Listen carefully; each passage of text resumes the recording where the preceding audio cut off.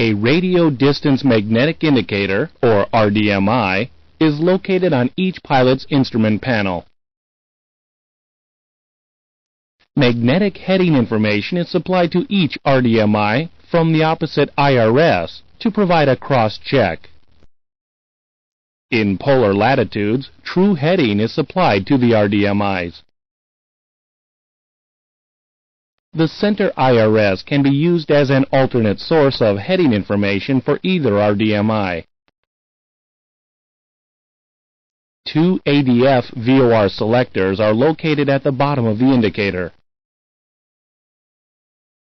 The left selector allows the pilot to display magnetic bearing to either the left VOR or the ADF on the RDMI. The bearing is displayed by the narrow pointer. The right selector allows display to the right VOR. The bearing to the right VOR is displayed by the wide pointer. Since there is no right ADF, positioning the selector to ADF freezes the wide pointer in its last position, and the bearing pointer flag appears. DME information is displayed at the top of the RDMI. The captain's HSI mode selector controls the DME displayed on the left, and the first officer's mode selector controls the right. With the mode selector in either VOR, MAP, or plan, DME information is referenced to the associated VOR. With the mode selector in ILS, DME information is referenced to the associated ILS, and the distance is preceded by an L. Should DME information not be available, dashes are displayed.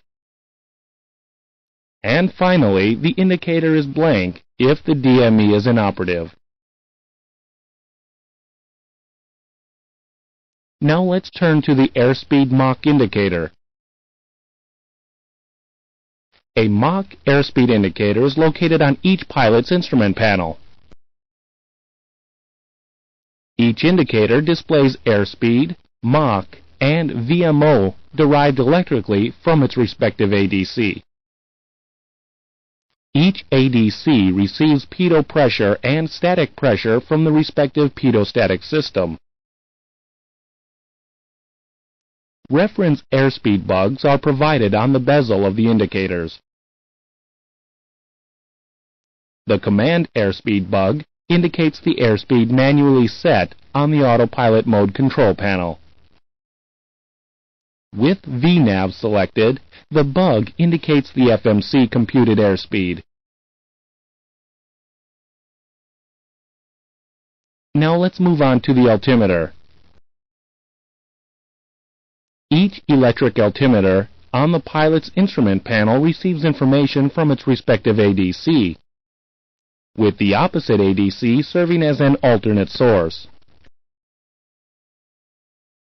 The baro knob is rotated to set the barometric pressure values in millibars and inches of mercury.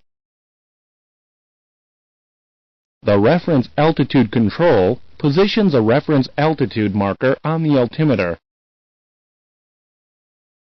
The altitude light provides an alert when approaching the selected MCP altitude.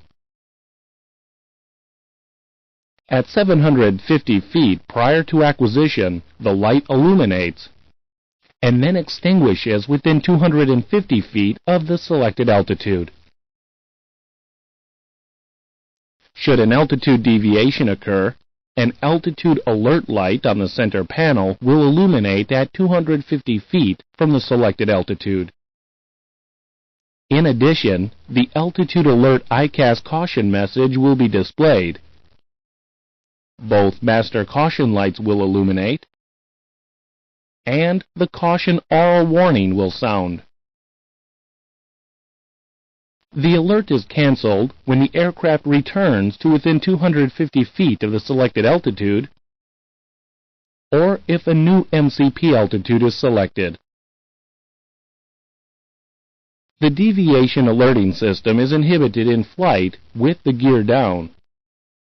However, the altitude light on the altimeter is not inhibited with the gear down. Now let's look at the radio altimeters.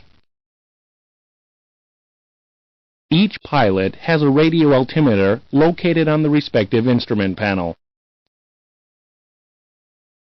Each altimeter displays height above the ground when below 2,500 feet AGL and is blank above 2,500 feet AGL.